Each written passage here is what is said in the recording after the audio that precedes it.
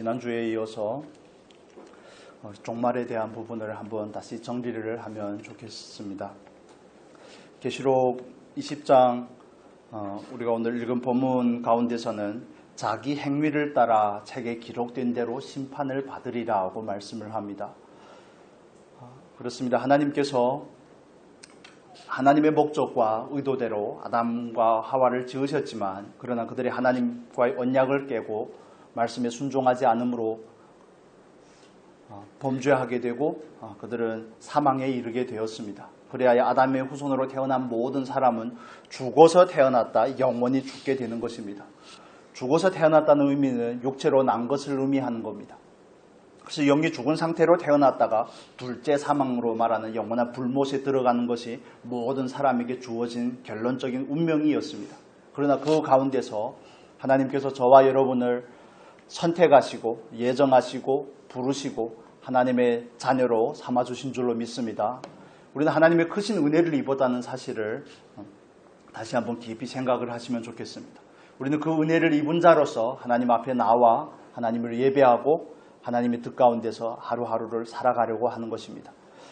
우리 오늘 본문의 말씀에 보면 방금 말씀을 드렸던 것처럼 우리 13절의 말씀을 볼까요? 13절 우리 같이 읽겠습니다. 바다가 그 가운데서 죽은 자들을 내어주고 또 사망과 음부도 그 가운데서 죽은 자들을 내주매 각 사람이 자기의 행위대로 심판을 받고 이것은 결론적인 심판에 관한 내용을 우리에게 말씀을 해주고 있습니다. 그 과정을 설명을 드리겠습니다. 지난주의 말씀도 정리를 하면서 말씀을 드리겠습니다. 이제 시작하는 겁니다. 종말에 대한 이해에 대해서 큰 틀에서 간략하게만 살펴보도록 하겠습니다. 마지막의 일에 대해서 아는 것은 굉장히 중요한 겁니다. 지난주에 말씀을 드렸던 것처럼 성경이 우리에게 말씀하고 있는 이 세상을 이해하는 구도입니다. 우리가 삼층천이라고 바울이 갔다 온 낙원에 대해서도 나누었지만 이렇게 보통 이해를 하는 겁니다. 그림이 잘 보이지 않을 수 있으니 제가 설명을 드리겠습니다. 보통 우리가 잘 알고 있는 이 부분을 우리는 대기권에 속한 부분을 첫째 하늘이라고 보통 묘사를 합니다. 첫째 하늘, 그 다음에 우주공간까지는 둘째 하늘, 그 다음에 그 위에 셋째 하늘이라고 보통 표현을 하죠. 그리고 땅 아래에 있는 이 구도는 보통 통칭해서 음부라고 표현을 합니다. 그런데 구체적으로 나누면 멀리 앉으신 분들은 후회가 살짝 되실 겁니다. 구체적으로 나누면 음부는 죽은 모든 사람이 가는 곳이라고 말씀을 드렸습니다. 그래서 다음 표에서 이제 구체적으로 설명을 드리겠습니다.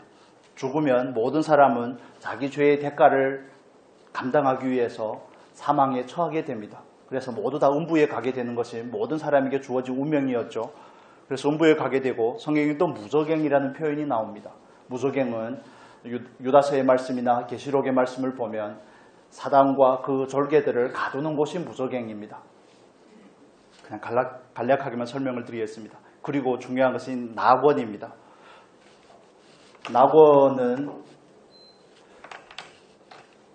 낙원도 음부에 포함이 된다고 말씀을 드렸죠. 음부의 한 부분이었다고 말씀을 드렸습니다. 이 말씀에 보면 우리 말씀 같이 보겠습니다. 그가 음부에서 고통 중에 눈을 들어 멀리 아브라함과 그의 품에 있는 나사로를 보고 23절만 읽겠습니다. 여기 보면 그가 음부에서 고통 중에 눈을 들어 누구를 봤다고 말합니까? 아브라함과 그의 품에 있는 나사로를 보고 그래서 음부의 두 구역으로 나뉘게 되면 한 곳은 부자와 같은 사람들이 가는 곳, 한 곳은 하나님의 말씀을 따라 하나님을 알고 하나님의 말씀을 따라 사는 사람들이 가는 곳. 이건 예수님께서 부활하기 전의 상황이라고 말씀을 드렸습니다. 그래서 음부에 아브라함의 품이 있고 부자가 가서 고통을 당하는 곳이 있음을 확연히 구분하고 있다고 말씀을 합니다. 그래서 부자가 정말 손에 물을 찍어 내 혀를 서늘하게 해주세요 할 때 하는 얘기가 있죠. 큰 구렁이 있어 넘어갈 수 없다고 표현을 합니다. 그래서 음부에서도 아브라함의 품이 있고 부자가 처한 괴로워하는 고통 중에 기다리는 그곳이 있다고 말씀을 드렸습니다. 그래서 음부는 낙원까지 통칭해서 다 기다리는 곳이다. 중간 대기소라고 말씀을 드렸죠. 그러나 우리가 부활을 하고 나서는 이런 차이가 생깁니다. 예수님이 오기 전에 다시 정리를 하면 우리가 보통 구약시대라고 표현을 하죠. 죽으면 죽는다는 것은 우리의 영혼과 육체가 분리되는 것을 말합니다. 그래서 우리의 육체는 흙으로 돌아가고 수장이 되었던 화장이 되었던 토장이 되었던 다 흙으로 돌아갑니다. 이건 성경에서 우리에게 말씀해 주신 부분이죠. 그리고 우리의 영혼은 무조건 누구나 모든 사람의 한결같이 구약 때에는 이렇게 스올, 음부로 가게 되어 있습니다. 구약에서는 스올이라고 표현을 하고 신약에서는 음부라고 표현을 하고 다 같은 의미라고 말씀을 드렸습니다. 그래서 모든 사람이 죽으면 다 스올로 가게 되는 것입니다. 음부로 가게 되는데 음부에는 두 부분이 있다고 말씀을 드렸죠. 나사로와 같이 아브라함의 품에서 안식하는 곳이 있는가 하면 악인인 부자로 묘사가 되는 악인과 같이 고통 중에 기다리는 곳이 있다고 말씀을 드렸습니다. 그러나 예수님께서 오시고 나서 부활하시고 나서는 부활 전과 후에는 확연히 다르다고 말씀을 드렸죠.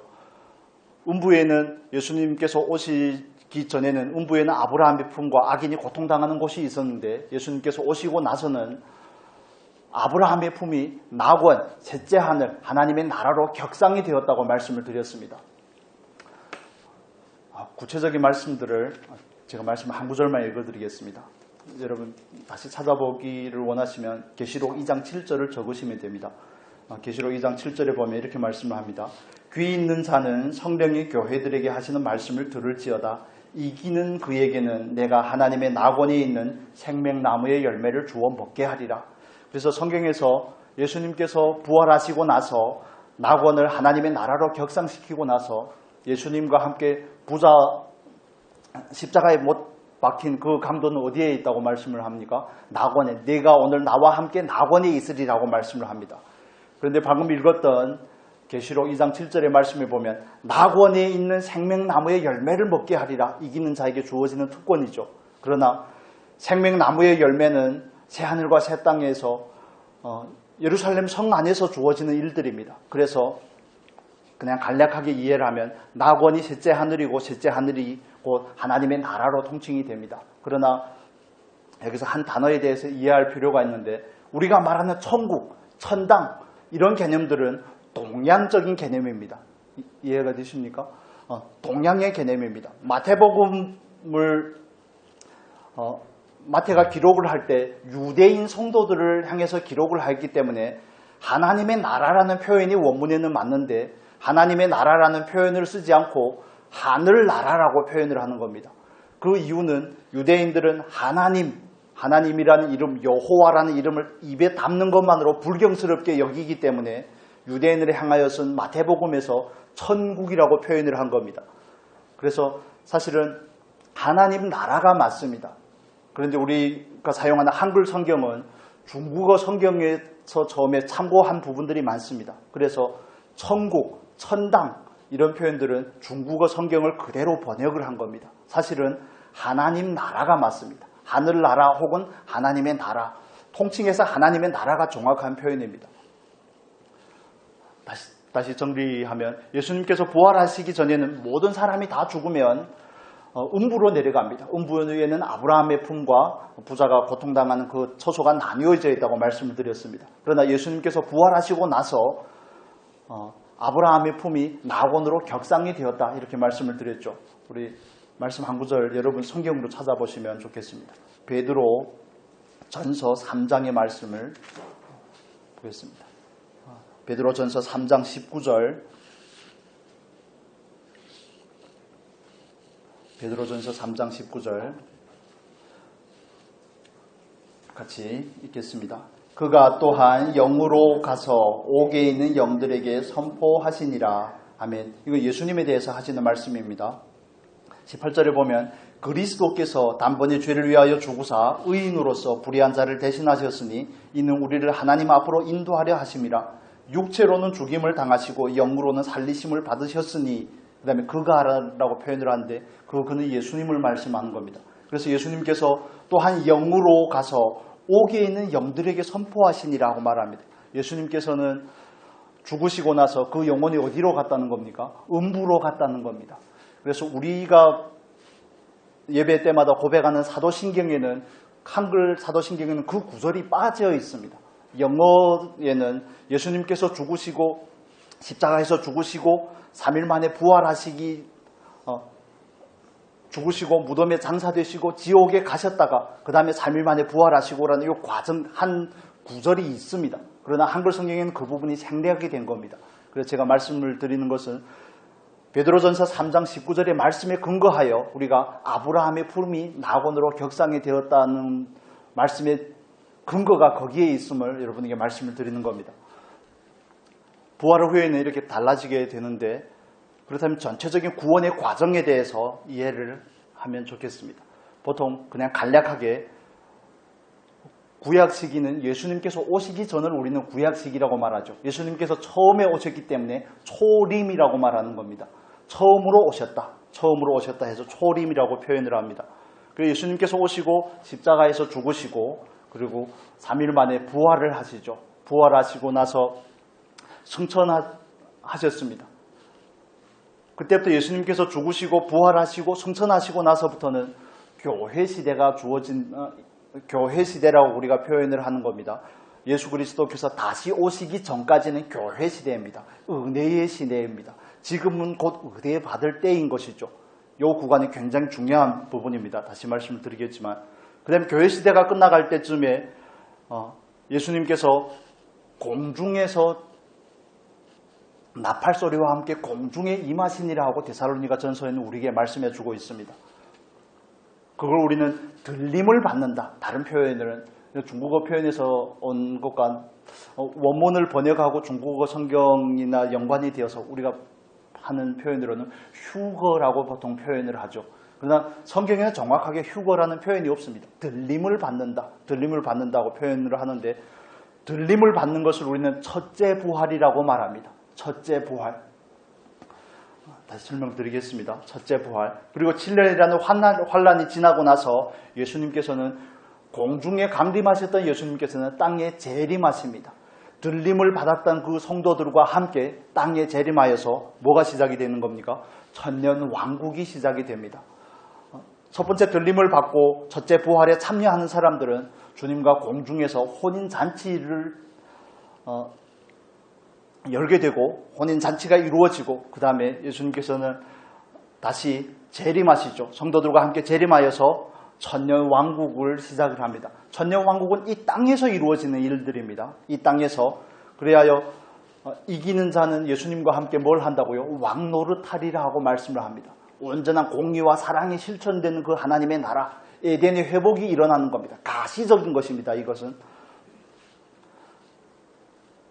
그래서 첫 번째 부활을 했기 때문에 부활이라는 개념을 말씀을 드리면 우리의 사람이 죽으면 몸을 썩지 않습니까? 그런데 부활한다는 것은 새로운 몸을 입는 것을 말하는 겁니다. 부활했다는 것은 영과 혼과 몸이 온전히 회복이 된 것을 말합니다. 그런데 다만 이 몸이 죄를 갈망하고 죄를 짓는 이 연약한 육체가 아니라 영적인 몸이라고 말씀을 하는 겁니다.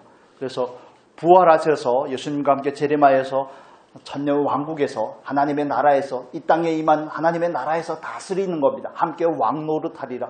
10골, 5골 이런 묘사를 하는 말씀이 근거가 다 여기에서 오는 겁니다.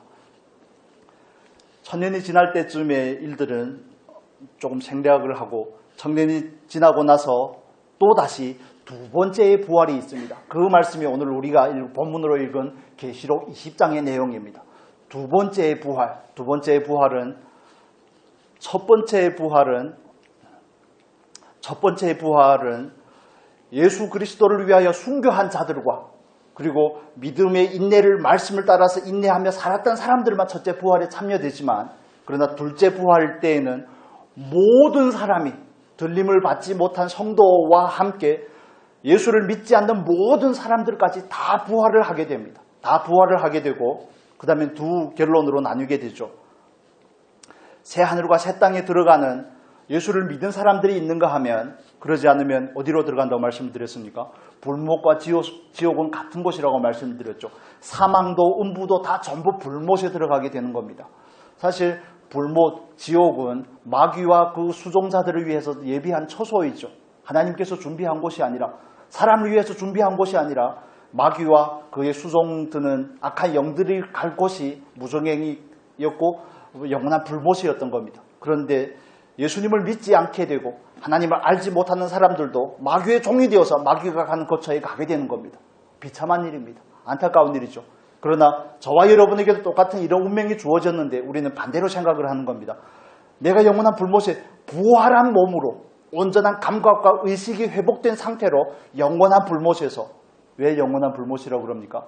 끝이 없는 겁니다. 끝이 없는 겁니다. 반면에 예수님을 믿은 사람은 어떻습니까?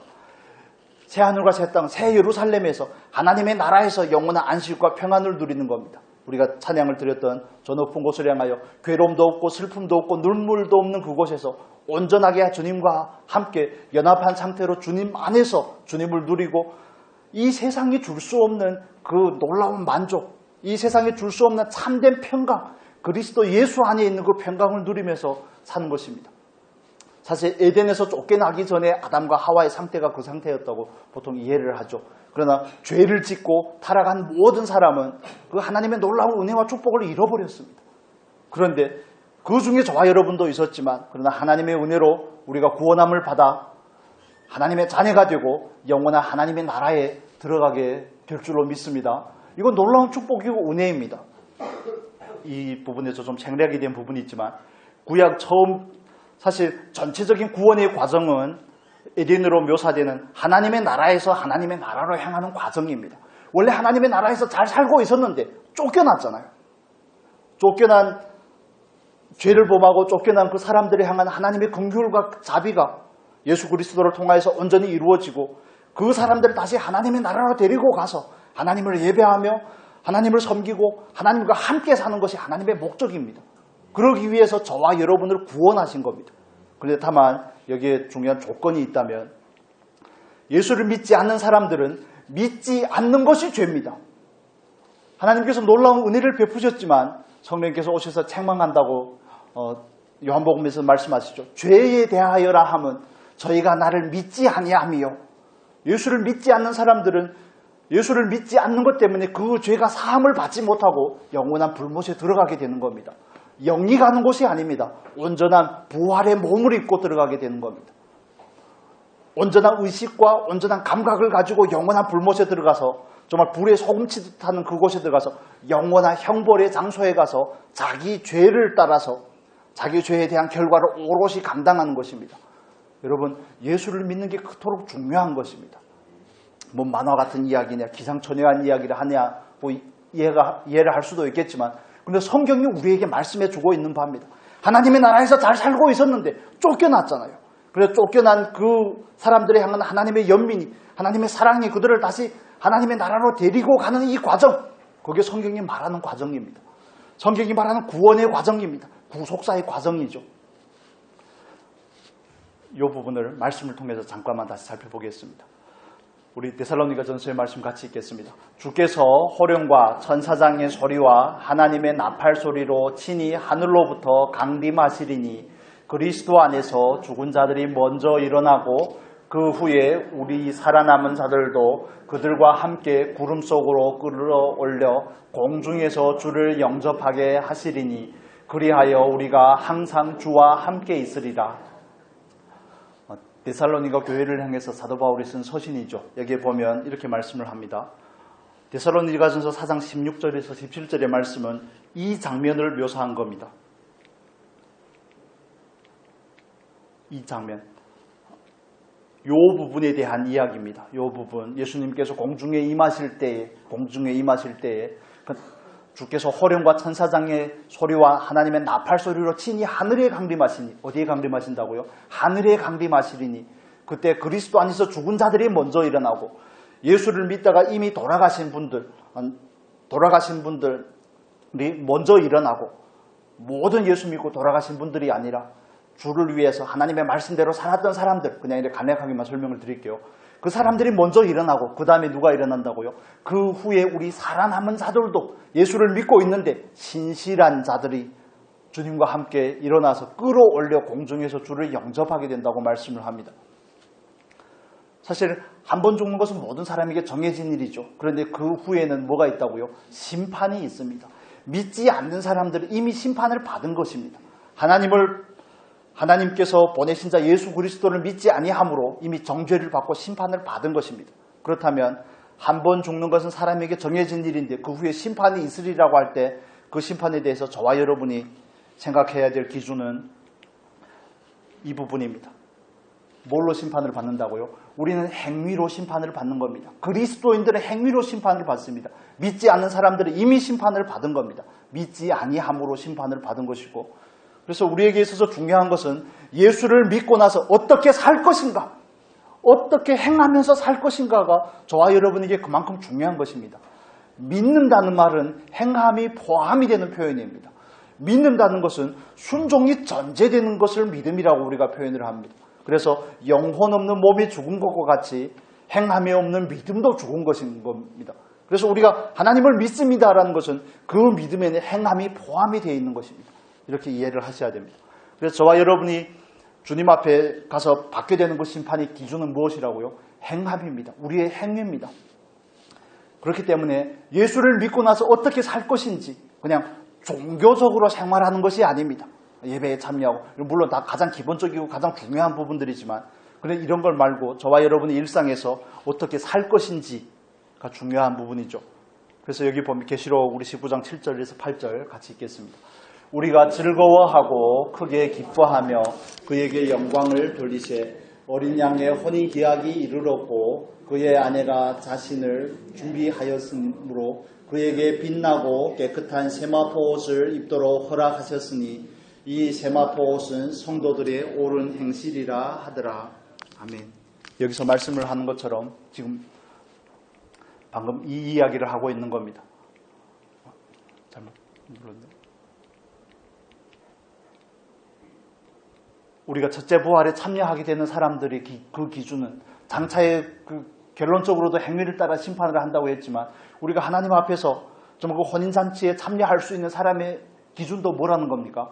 행위라는 겁니다. 여기 보면 그에게 빛나고 깨끗한 세마포 옷을 입도록 허락하셨으니 이 세마포 옷을 입은 성도들의 뭐라고요? 옳은 행실이로다. 옳은 행실이로다.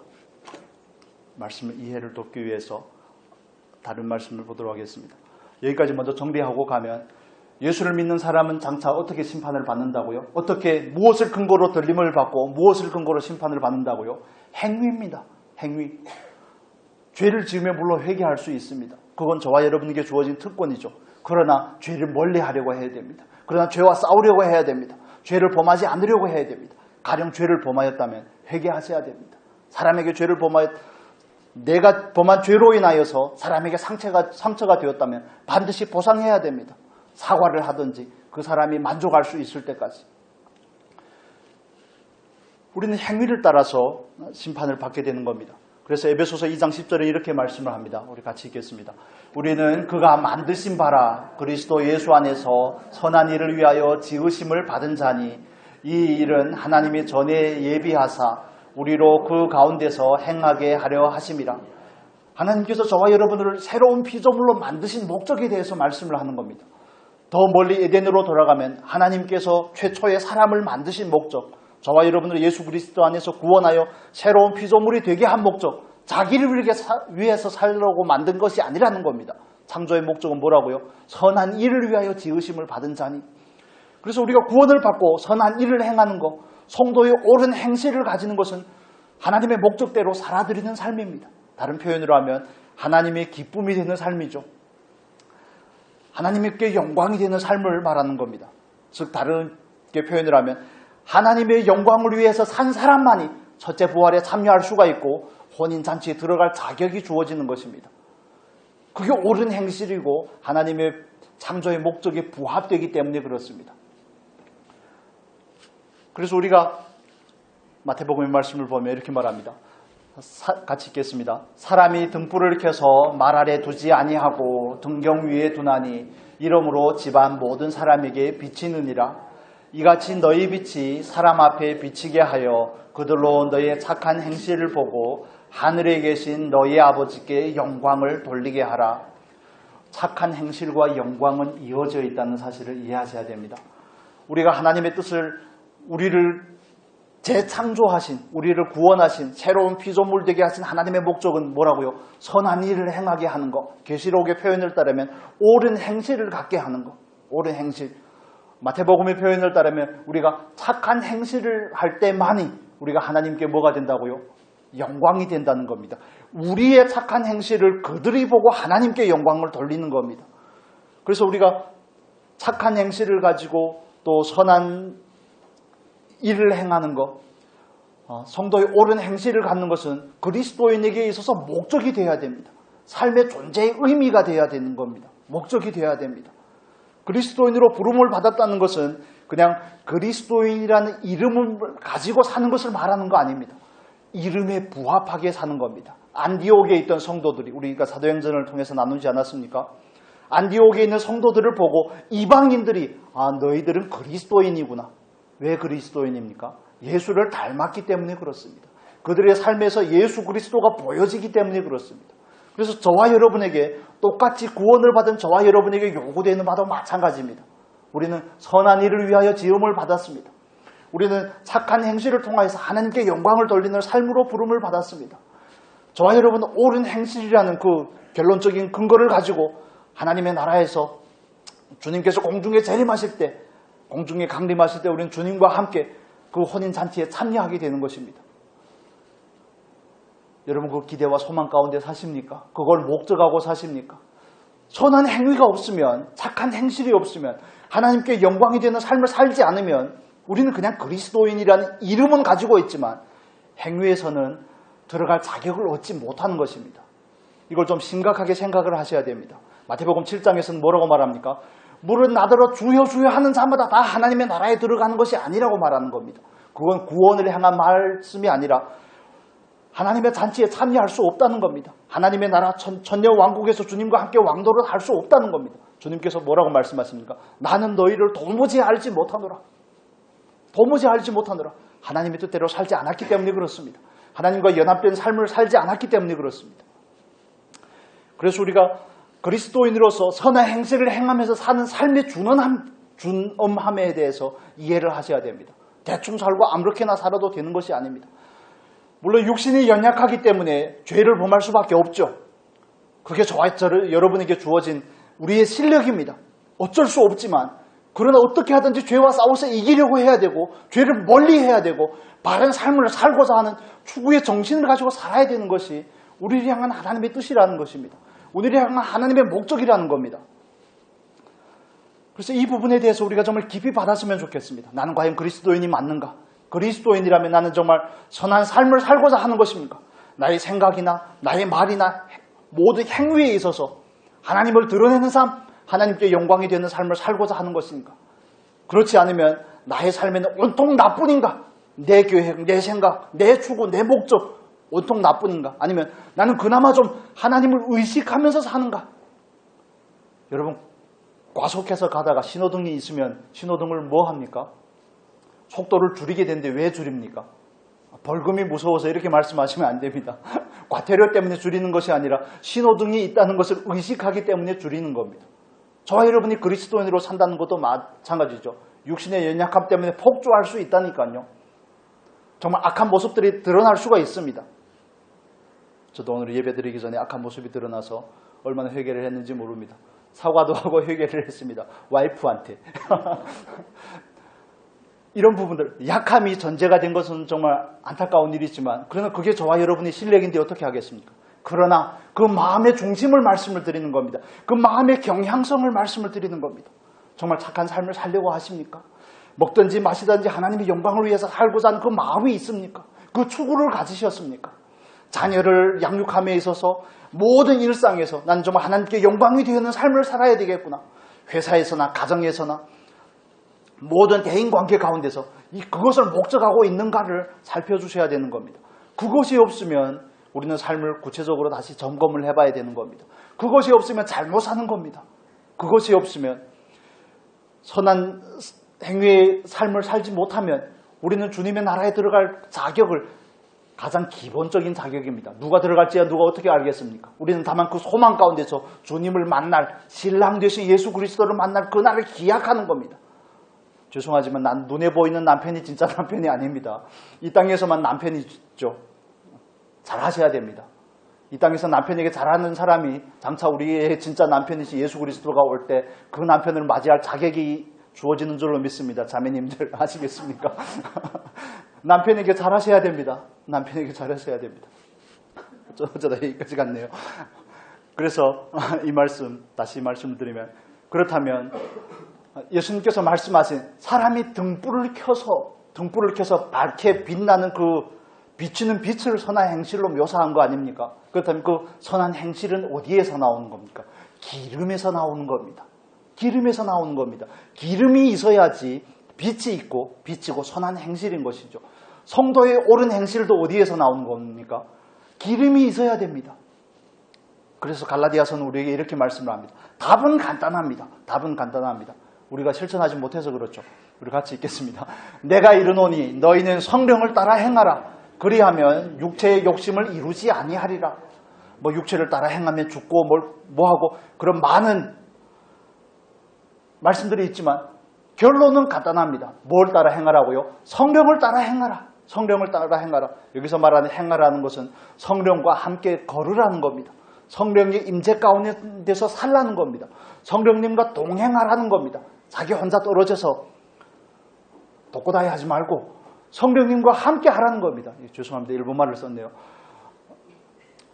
함께 하라는 겁니다. 성령님을 의식하고 성령님의 인도하심을 받아서 성령님과 함께하는 삶, 연합하는 삶을 살라는 겁니다. 성령님의 존재를 인식하고 그분과 함께 행하라는 것입니다. 그럴 때만이 어떤 결과가 주어진다는 겁니까? 육체를 행하지 않게 되고 선한 행실을 나타낼 수가 있다는 겁니다. 선한 삶을 나타낼 수가 있다는 겁니다. 하나님께 영광되는 삶으로 나아갈 수 있다는 겁니다.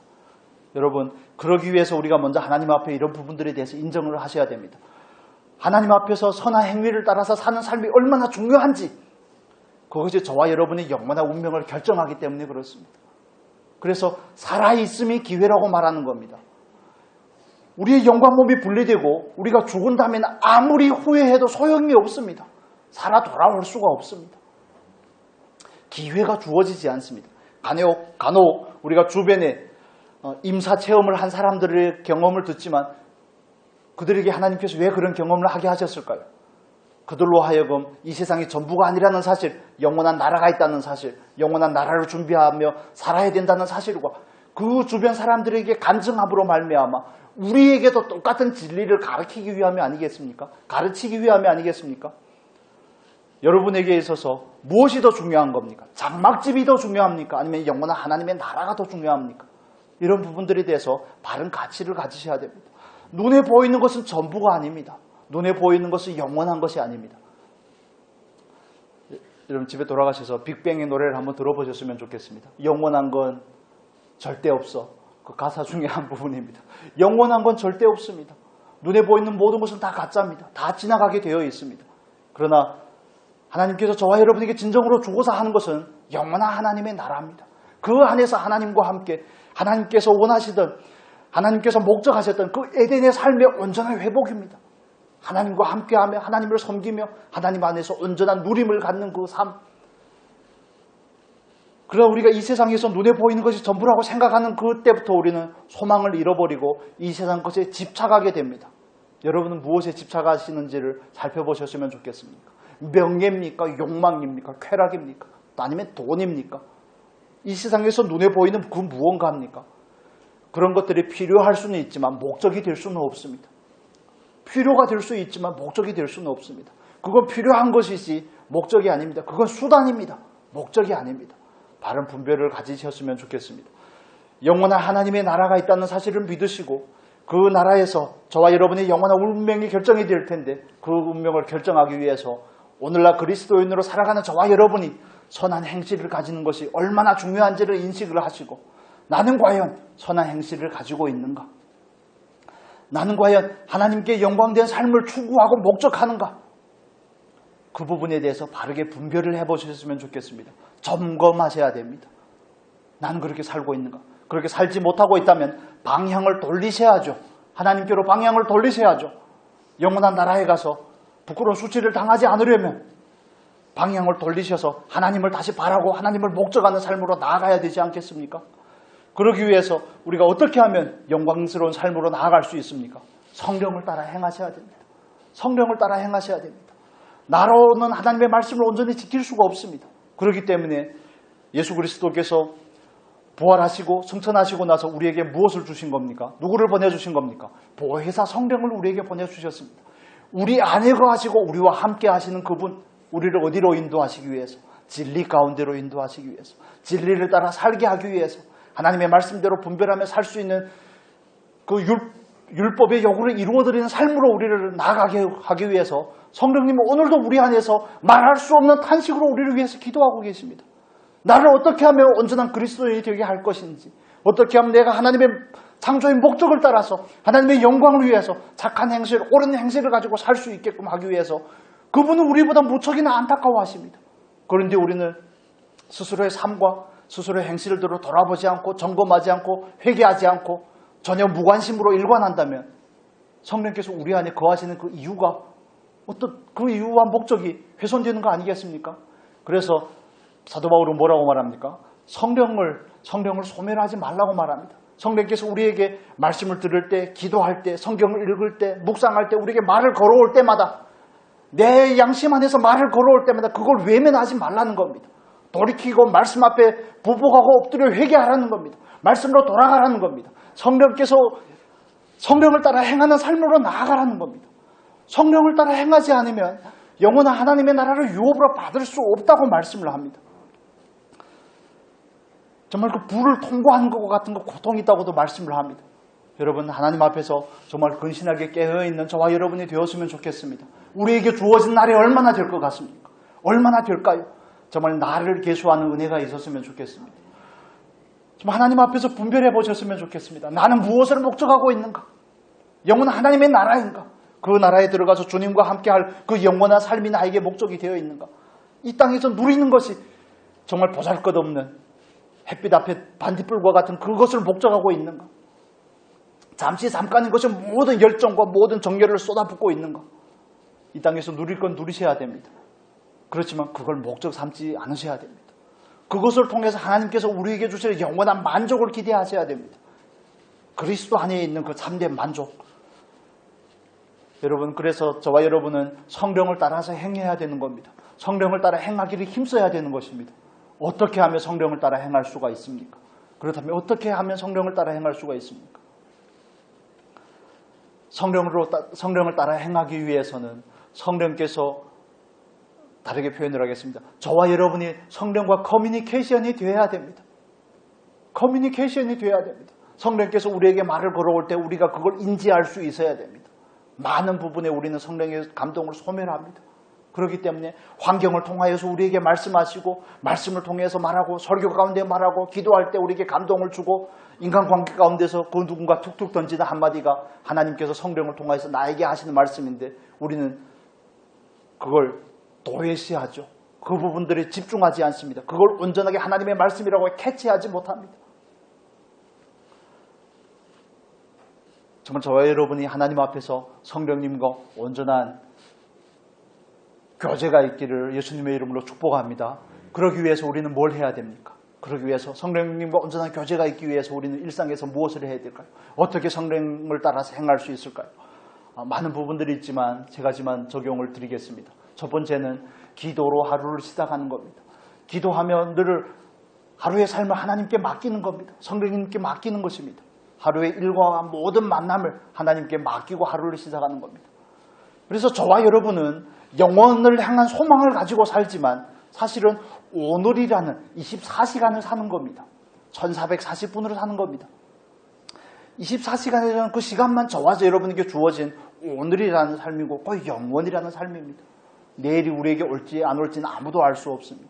그렇기 때문에 오늘을 바르게 살고자 하는 그 힘씀이 저와 여러분에게 있었으면 좋겠습니다. 하루를 시작하면서 모든 일과 가운데 성령님을 의지해야죠. 하나님께 맡기셔야죠. 기도하셔야죠. 기도하셔야죠. 시간을 정해놓고 하는 기도도 할 수 있으면 하시지만 그러나 모든 일에서 무시로 성령 안에서 기도하셔야죠. 성령님이 어떻게 할까요? 두 번째는 모든 일에 감사하셨으면 좋겠습니다. 감사하는 사람만이 성령님과 동행할 수 있습니다. 주어진 모든 삶에 대해서, 나에게 주어진 모든 여건에 대해서 원망하고 불평하는 사람은 성령님과 동행할 수가 없습니다. 성령님과 교제할 수가 없습니다. 하나님은 원망하는 심령과 함께 하지 않으십니다. 구약의 이스라엘 백성들이 저와 여러분에게 가장 좋은 모범이 되었습니다. 거울이 되었습니다. 이스라엘 백성들이 광야에서 멸망한 이유가 뭐라고요? 원망하고 불평하였기 때문에.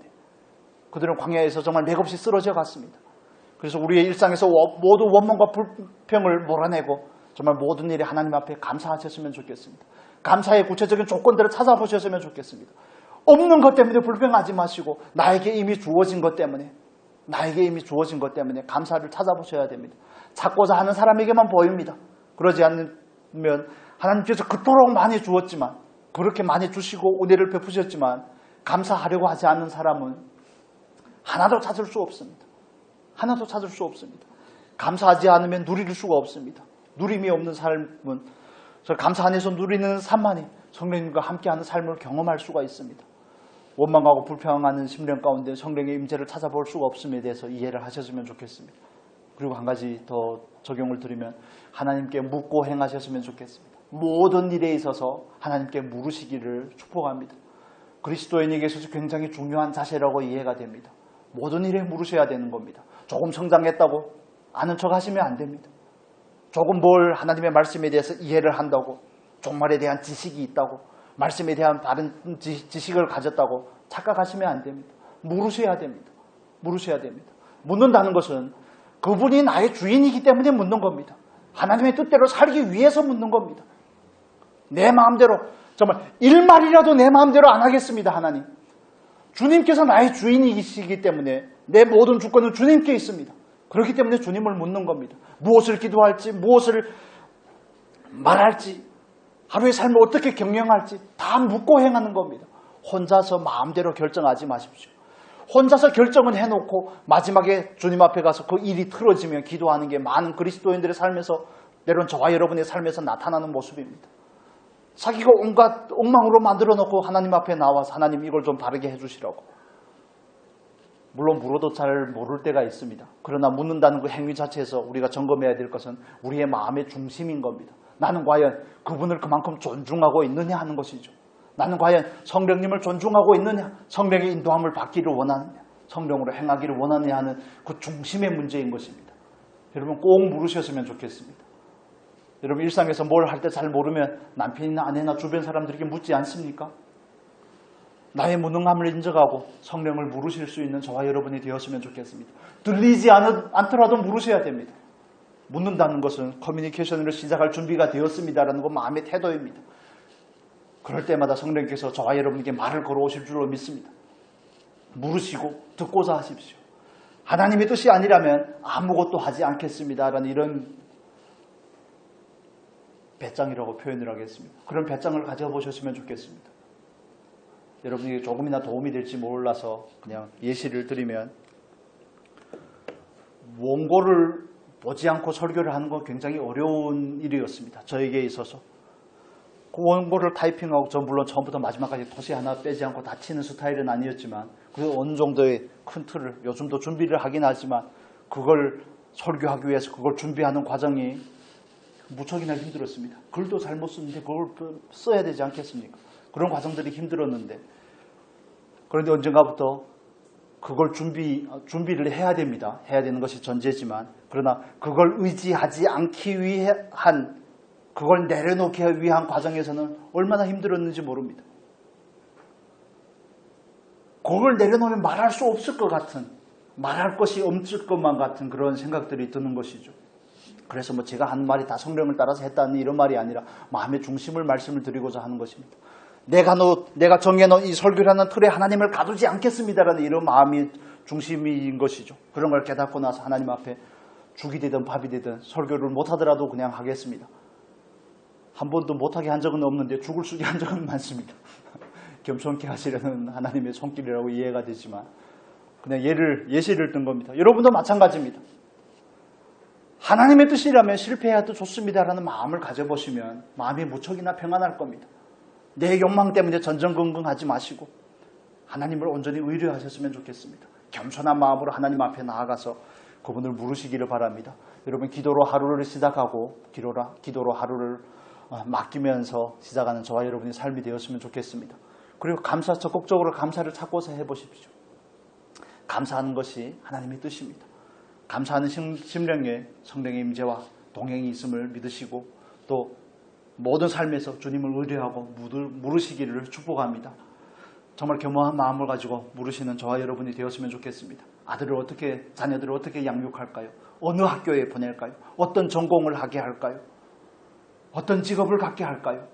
하는 이런 삶의 모든 것까지 다 물을 수 있는 은혜가 있었으면 좋겠습니다. 사실 중요한 것은 종말의 이후의 일들이 어떻게 되는 것보다도 오늘이라는 삶 안에서 하나님의 영광을 위해서 옳은 삶을 행실을 위해서 사는 삶이 훨씬 더 중요한 것입니다. 장차의 일은 자연스럽게 순서를 따라서 우리에게 닥치게 될 것입니다. 그렇다면 그걸 대비하는 가장 현명한 방법은 오늘을 사는 것입니다. 성령의 인도 안에서 기도로 하루를 시작하며 주님께 묻고 감사하며 오늘을 사는 저와 여러분이 될 수 있기를 예수님의 이름으로 축복합니다.